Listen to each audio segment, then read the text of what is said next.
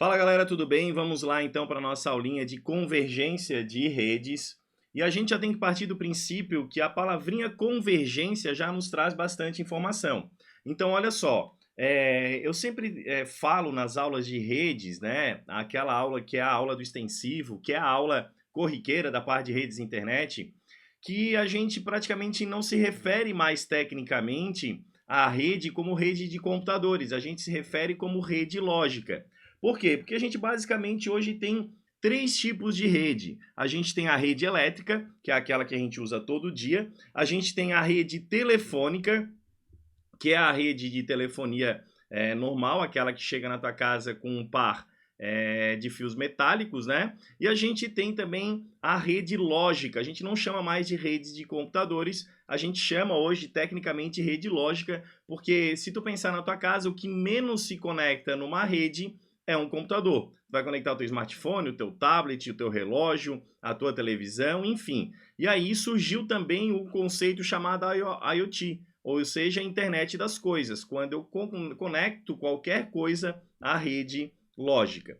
E a ideia da convergência de redes é dar um passo além dessa ideia da rede lógica. É pegar também a rede de telefonia e colocar dentro do grupo ali da rede lógica, ok? E a gente vai ver aqui alguns conceitos que eu acabei pegando de algumas questões também, tá? E de alguns materiais aí que eu julguei interessante, porque é uma matéria nova, é algo novo que tem aparecido nas provas, e ele vai também ali chocar com a ideia de VoIP e de videoconferência. Porque a videoconferência é justamente eu unir voz, dados, imagem, né, aquilo que a gente chama de mídia, em um único canal, no canal de dados. Tá? Então, a videoconferência também vai fazer parte aqui da convergência de redes. Então, vamos ao conceito. Até pouco tempo atrás, organizações contavam com redes distintas para cada meio de comunicação. Eu tinha a rede de internet, eu tinha a rede de computadores, eu tinha a rede de telefonia.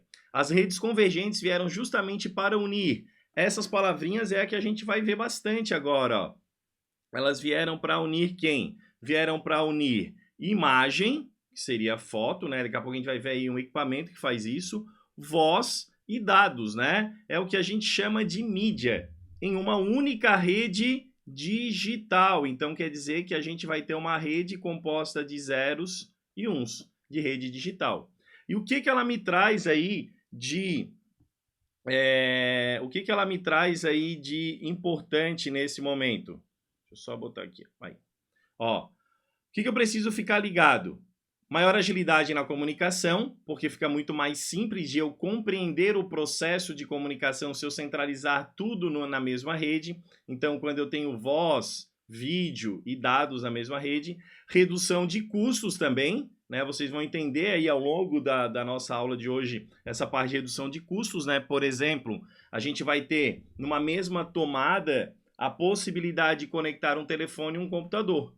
E a centralização de tecnologias distintas. Então eu tenho a rede sem fio, a rede cabeada, a rede de telefonia e também a rede de rádio, né? E eu poderia colocar aqui também a rede de televisão, tá? Por quê? Porque a convergência de redes também vai ter ali um espaço dentro da rede de televisão. Olha só, eu trouxe para vocês para ilustrar, porque vocês talvez já perceberam isso em algumas empresas, em algumas organizações. Antigamente, eu tinha uma tomada para poder conectar o meu computador, para conectar a rede, e eu tinha a minha tomada para conectar o meu cabo de telefone, conhecido aí como RJ11 de telefone e conexão RJ45 de dados. O que tem acontecido atualmente nas novas obras, nas novas construções, né? Surgiu, então, a seguinte ideia. Nesse mesmo bloco aqui, ó, de encaixe, cabe tanto RJ11 quanto RJ45. Então, olha só, tu já começa a entender a ideia da convergência de redes fisicamente quando eu tenho a mesma porta que vai poder conectar a ideia de dados e a ideia de voz. Então, vou dar um exemplo lá no IFSC, tá? Tivemos uma nova obra aí, por 2 anos, foi inaugurada há 1 ano e meio, E o que aconteceu nessa obra? Foi até interessante porque chegou em determinado setor e a pessoa falou assim, pô, mas não tem ponto de telefone. É porque agora tudo é convergente, né? Essa foi a minha resposta. Então eu consigo no mesmo ponto conectar ou o telefone ou o computador. Fábio, mas é só chegar ali e conectar, ele já vai reconhecer? Não, né? Aqui por trás existe o que a gente chama de patch panel e vários patch cords, que vão poder me dar a possibilidade de, lá no data center, fazer as manobras. Ah, eu vou pegar esse ponto 51 e vou colocar na minha central telefônica. O ponto 52 eu vou colocar no meu switch de dados. Então eu vou lá e identifico. Geralmente tem aqui embaixo, né? Sumiu a canetinha. Tem aqui embaixo, ó, um adesivo, né? Dizendo ou T, que daí seria de telefonia, ou, dependendo da anotação, também vai ter o V de voz, né? Ou então somente o número que daí a gente reconhece como dados. Então, tu já consegue, nesse exemplo aqui, nessa ilustração, compreender o passo que está a convergência de redes. É claro que a gente tem uma gama muito maior de dados para poder trabalhar com a ideia de rede convergente, né? Então, a gente tem os protocolos, a gente tem as tecnologias, enfim. Uma outra novidade para vocês aí, ó. Isso aqui, inclusive, já foi questão de prova, não lembro qual é a banca, tá? Rede PABX, ou melhor, Central PABX, a gente talvez já tenha ouvido falar. Central PABX é onde eu centralizo todos os ramais telefônicos da minha empresa. Só que isso acontecia na rede de telefonia analógica, que era a rede de telefonia antiga, que é a que ainda muitas empresas utilizam. Hoje em dia eu tenho o PABX híbrido. O que é o PABX híbrido? O PABX híbrido justamente vai me dar a ideia de utilizar o VoIP e também utilizar o sistema antigo de telefonia, que é aquele número que a gente conhece, 33, tarará, tarará, tarará. Tá? E temos também o VoIP, que daí a gente vai fazer ligação por IP. Então eu vou ter aqui, ó, linhas analógicas, que é o que a gente conhece aí, normal, e as linhas digitais e linhas SIP aqui que vão me dar sustento aí para o conceito de VoIP e de ramais IPs, né? Que seriam então os ramais dentro das empresas a partir de IPs. Ok? Então, o que é uma plataforma PABX híbrida? Ela me dá aí suporte à rede antiga, analógica, né, de telefonia, e à rede nova, que é a rede digital. Esse equipamento me traz muito sobre o conceito de convergência de redes. Vocês conseguem perceber que eu continuo tendo aqui o monofone, eu continuo tendo aqui o tecladinho para poder ligar para alguém, mas eu tenho aqui uma webcam para poder visualizar, para a pessoa do outro lado poder me visualizar, e eu tenho um monitor também para poder visualizar outra pessoa. Percebem que eu fui convergindo dados, vídeo, voz. Então eu fui convergindo, eu peguei várias tecnologias que existiam soltas e coloquei elas dentro do mesmo equipamento. Daqui a pouco a gente vai ver como é o nome desse cara que vai aparecer aí pra gente também, tá? Vamos lá, vamos às características da rede convergente ou da convergência de redes. Processamento de sinais digitais, então seja voz, seja dados ou seja imagem, vai ser sinal digital. Roteamento de pacotes, a gente vai ver um pouco mais para frente que aqui não é uma rede de circuitos como acontece no circuito de telefonia analógico, aqui é um roteamento de pacotes com qualidade de serviço envolvido. Sempre que vocês verem essa expressão aqui, QoS, quer dizer que existe qualidade de serviço envolvido ali. Geralmente vai utilizar a rede de fibra óptica na parte externa, em algumas situações também na parte interna. E eu trouxe para vocês aqui, ó, uma gama de protocolos que se espalha aí no conceito de redes convergentes. A gente vai, inclusive, ler cada um desses daqui, mas já gravem, principalmente esses caras aqui, ó, o RTP, o RTCP, o CIP e o H323, tá? São os que mais aparecem aí nas provas, que não são provas da área administrativa, são provas da área técnica, mas pode aparecer para vocês aí. Galera, lembrando que a gente vai fazer essa aula aqui meio que num sistema de teoria e questões, só que quando a gente chegar na parte de questões, a gente não vai ter questões específicas de uma banca. Por quê? Porque como é uma parte de informática, né, eu até tiro isso de dentro da informática e coloco isso na parte de TI, por ser mais correlato à parte técnica, a gente não tem aí, por exemplo, a CESP tem muitas questões. Não, a FCC tem muitas questões. Não, então eu vou fazer um caderno de questões das mais variadas bancas com os mais variados conceitos para a gente poder, então, entender como é que isso aparece de modo geral aí para as bancas, tá? Os protocolos aqui, galera, a gente vai ter que... não é muito comum, esses protocolos não são muito comuns, tá? De a gente estudar, mas quando a banca pede convergência de redes, seria a mesma coisa que quando ela pede redes. Então, lá em redes, a gente precisa saber o que é HTTP, o que é FTP, o que é SMTP, POP, IMAP. Então, aqui a gente precisa saber também dos protocolos, tá? E como é uma tecnologia nova, a evolução dos protocolos acabou colocando em desuso outros, mas eles aparecem. Por exemplo, o H323, que eu falei para vocês ali num slidezinho anterior, aqui ó, o H323, ele já não está mais em tanto uso assim, ele foi absorvido pelo MGCP, e olha que loucura, e o MGCP, ele também já foi absorvido pelo H248, depois a gente vai ver isso aí mais para frente. Então, protocolo SS7, vamos lá. O que eu quero que vocês, nesse momento, já que não é algo... Deixa eu ligar o ar aqui. Já que não é algo muito comum aparecer, então assim, ó, a gente vai pegar os protocolos e a gente vai associar os protocolos ao que ele faz. Vocês percebem que o SS7, em momento algum, ele vai falar que transporta informação. O que ele vai fazer? Ele vai ficar visualizando os dados para ver o seguinte, pô, esse pacote foi? Não, então eu preciso retransmitir. Como é que eu corrijo esse erro de dados que não foi para frente? Ele vai, então, trabalhar na continuidade do serviço. O SS7 é o protocolo que, quando eu abro o enlace de comunicação entre transmissor e receptor, o SS7 ele vai ficar ali no meio do caminho monitorando, para ver se está tudo certo, tá? Já o RTP, esse cara aqui é um dos mais utilizados na ideia de redes convergentes, porque ele vai ser usado em VoIP, ele vai ser usado em videoconferência, tá? Ó, ele envia áudio e vídeo pela internet. Ele é exclusivo para mídia, telefonia, videoconferência e televisão.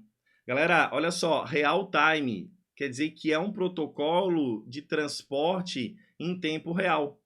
Quando a gente faz uma videoconferência ou a gente faz uma ligação VoIP, a gente está em tempo real com outra pessoa, diferente do que acontece com o e-mail.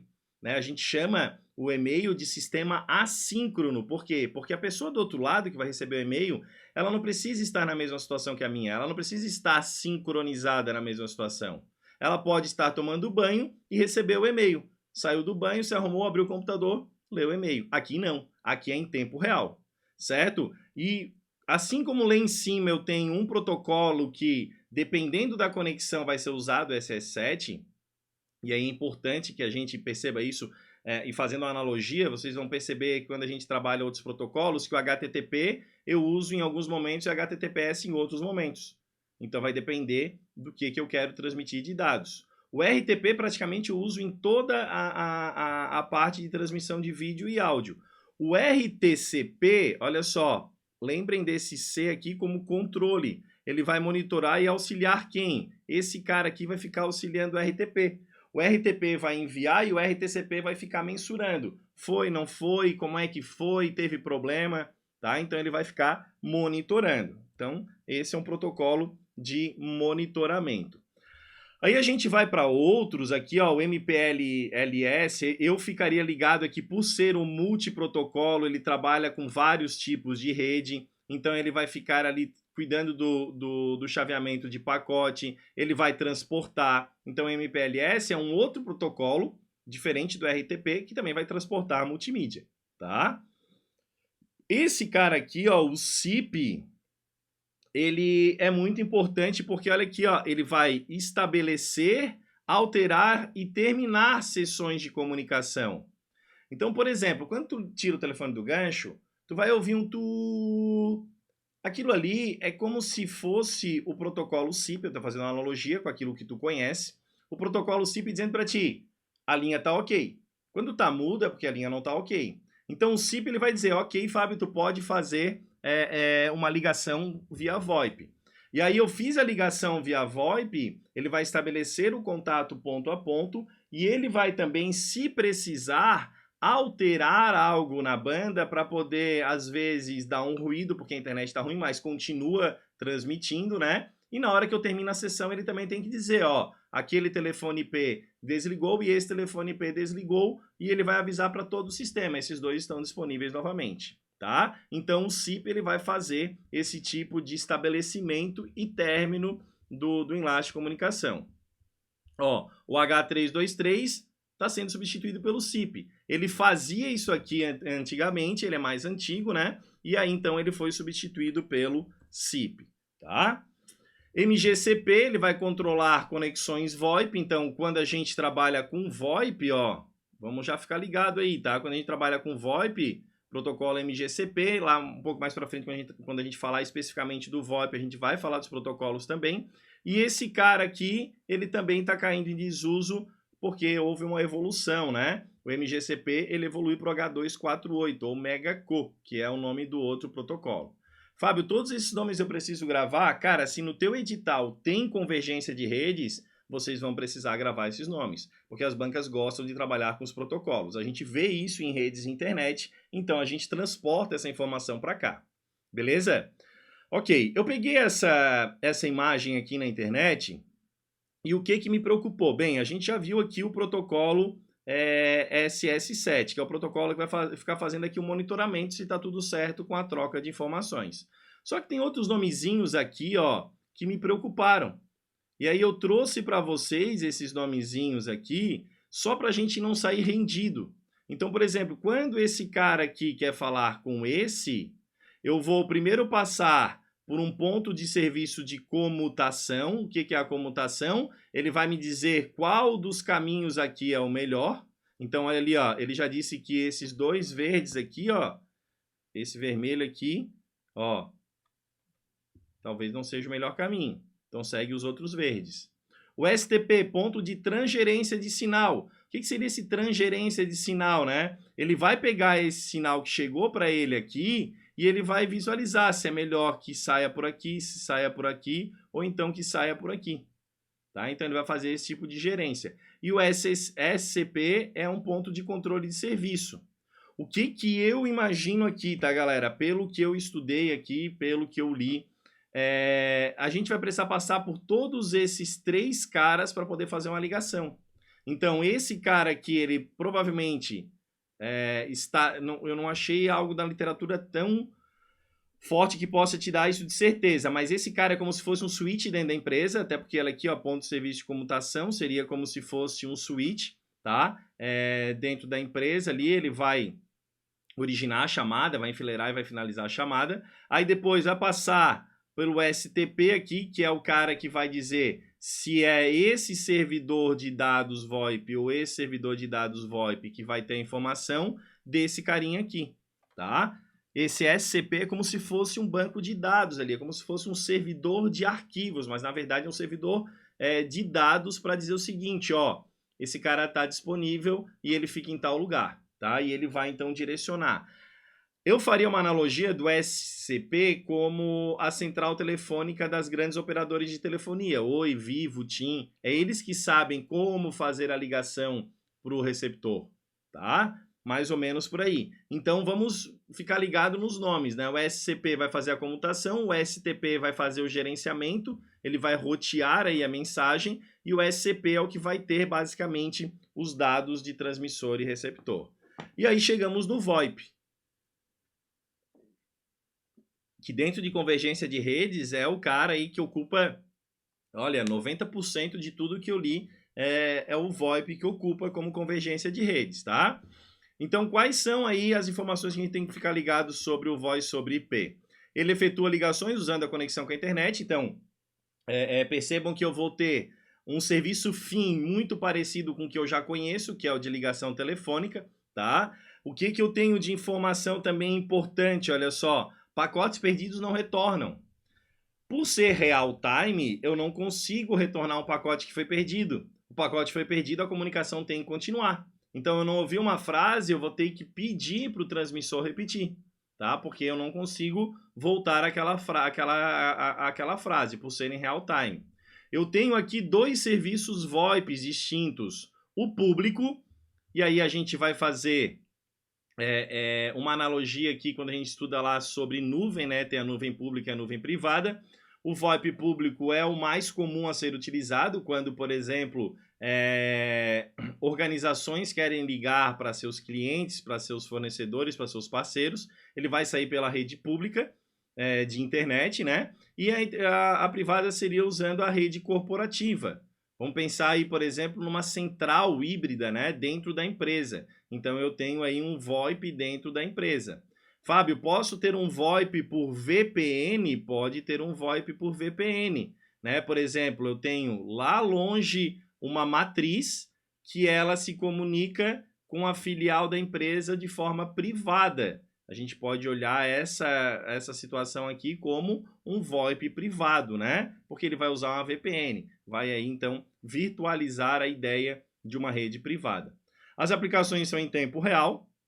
A gente falou aí sobre essa ideia, principalmente quando tratamos do protocolo RTP. Comutação em pacotes, falei lá no início da aula para vocês, porque quando a gente trabalha com o sistema de telefonia de circuitos, e qual é a diferença?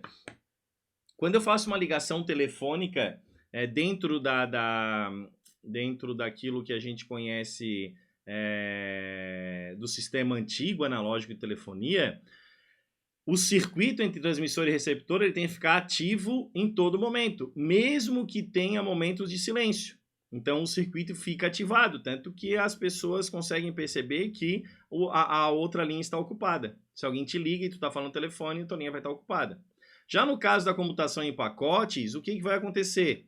Quando eu falar, ele envia pacotes. Parei de falar, ele não continua enviando. Então, esse enlace, na comutação de pacotes, a voz é enviada em pacotes. E por esse motivo, a conexão entre os dois pontos não é mantida durante todo o tempo da chamada.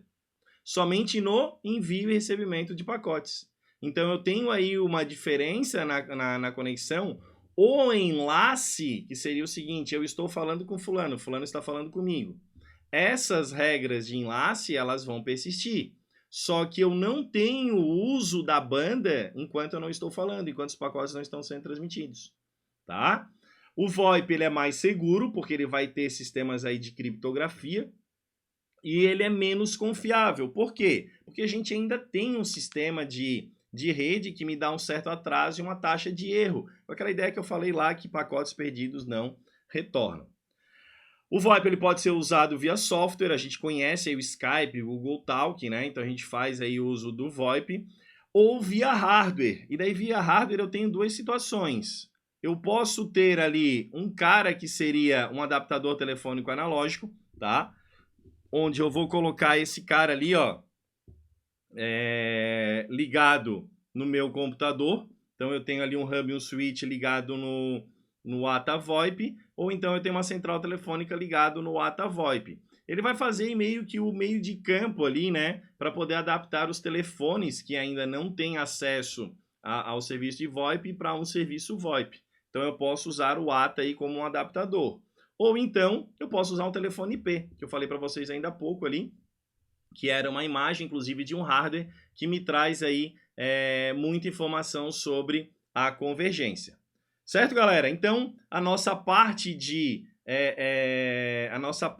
convergência de redes, a gente conseguiu passar aí. Fiquem ligados principalmente com os protocolos, com aqueles conceitos iniciais que a gente viu lá, o que é basicamente a convergência de redes, e também com a parte de VoIP, porque principalmente a parte de VoIP tem aparecido aí nos editais de forma expressa, ok? Um abraço, bons estudos e até a nossa próxima aula. Tchau, tchau!